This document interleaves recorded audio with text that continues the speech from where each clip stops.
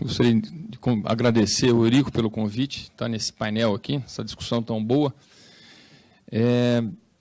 Eu enxergo, gosto de fazer umas imagens sobre isso, eu enxergo assim como se o Brasil fosse um grande Titanic, né? Tem um novo comandante que foi eleito, meio executivo, e do lado esquerdo estão todos aqueles congressistas da esquerda e do lado direito os da direita, e o enorme iceberg à nossa frente.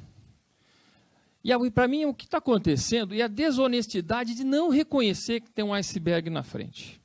A verdade é uma só, ou a gente toma a decisão de mudar os rumos, e aí faz a reforma de uma forma que a sociedade sofra menos, ou nós vamos bater nesse iceberg, o Brasil vai afundar, vai um monte de gente morrer, como aconteceu em alguns países como a Grécia. Agora, não negar esse iceberg é o que o Lisboa acabou de falar, muito bem falado. Não dá para ficar falando em que a idade mínima não pode ser 65, porque no interior do Maranhão tem um lavrador que morre com 70. Primeiro que esse lavrador, ele já se aposenta com 65 porque é a idade mínima. Ele nunca vai contribuir, ele não vai se aposentar por tempo de contribuição. Portanto, o que nós estamos falando também do pacto de geração, eu acho fantástico o pacto de geração, mas a gente esquece de combinar com as gerações, não é isso? E aí a geração atual já não cumpriu o pacto porque não tem 6 filhos. Alguém daqui é de família com 6 filhos? Ninguém levantou a mão, viu? Não é. Eu tenho 3, estou cumprindo pela metade. Marcos, você tem quantos filhos? Então está metade também. Mas a maioria tem um ou tem até um cachorro. Quer dizer que esse cachorro já não vai contribuir para nada. E o outro lado também não cumpriu. Porque era para morrer com 70 anos e não está morrendo. Nós estamos morrendo 90. Nelson, você está com quantos anos? Você estragou a... Então, ele deve estar furando já o pacto, estou achando. Então, não tem esse pacto. Então, negar isso é desonestidade.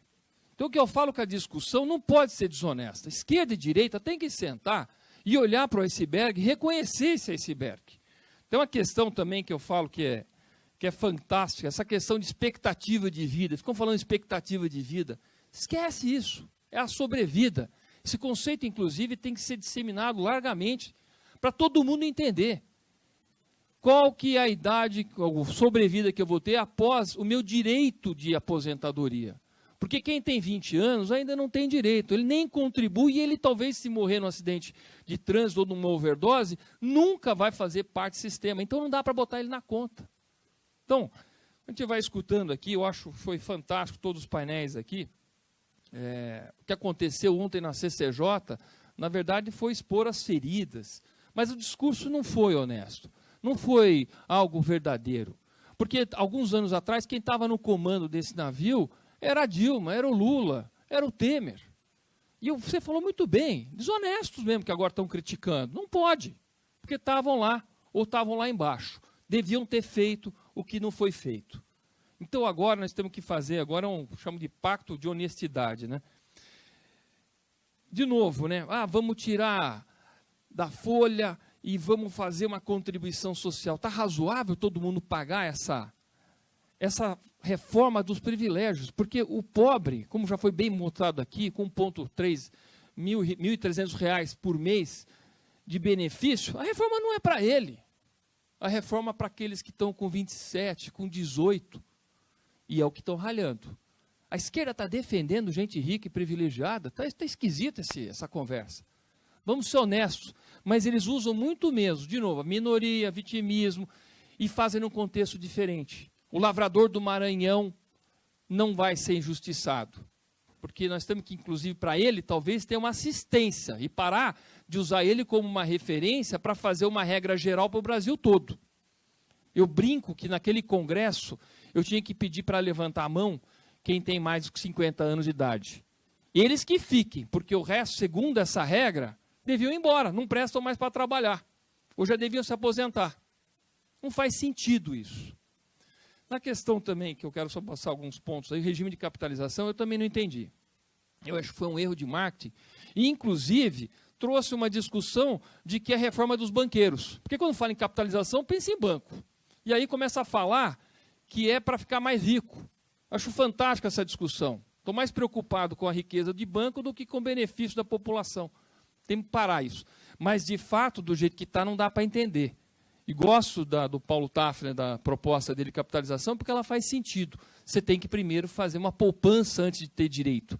Talvez é por isso mesmo que as primeiras propostas de previdência eram baseadas em impacto de geração, porque começava imediatamente. Porque capitalização você precisa esperar mesmo fazer uma poupança que não temos hoje. Então não dá para começar com capitalização imediatamente.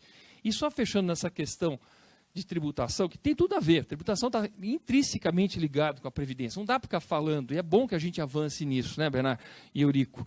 Eu fui numa palestra da Associação Nacional de Birô de Créditos. Eles apresentaram um gráfico. É impressionante o que cresceu de crédito nos últimos tempos para as empresas de ME, micro e pequenas empresas. Elas falam assim, não, a economia está ativando. Não, é pejotização pura. Todo mundo querendo fugir desse regime, né, que você tem que pagar um monte. E realmente é muito interessante que a pessoa estava com 40, 50 mil reais de salário. É uma minoria, super minoria.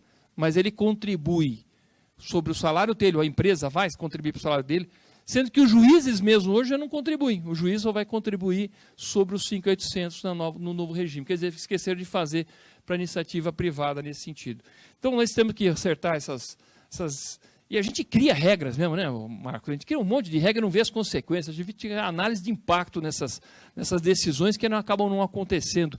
É muito interessante tudo isso, né? Para fechar aqui minha fala, e é interessante que assim, o fato de ter pejotização e caiu, foi um emprego geral e tudo mais, o governo realmente tem que ir atrás de onde está o dinheiro, né? E aí vamos botar uma CPMF, porque aí não tem para fugir e catar todo mundo. Mas é aquele problema de ser cumulativo, é aquele negócio que faz distorções na economia.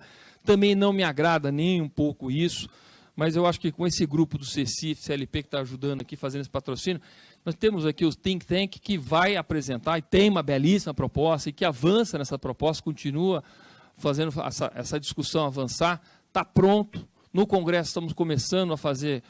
recolher as assinaturas da PEC para poder entrar com a proposta, para poder imediatamente fazer. O Brasil não pode esperar, nós temos que destravar as bolas de aço, temos que deixar o empresário trabalhar, temos que fazer essa reforma, ou a nova Previdência, como eles falam, para poder acabar com essa draga, a máquina da desigualdade social. Eles não falam tanto de desigualdade? Então vamos parar de fazer desigualdade, vamos fazer com que a coisa seja mais natural e que o mercado regule muitas dessas coisas, né, Bernardo? É importante que a gente faça isso, porque hoje o mercado desregula porque a gente fica inventando regra que atrapalha o movimento natural das pessoas. Muito obrigado, pessoal.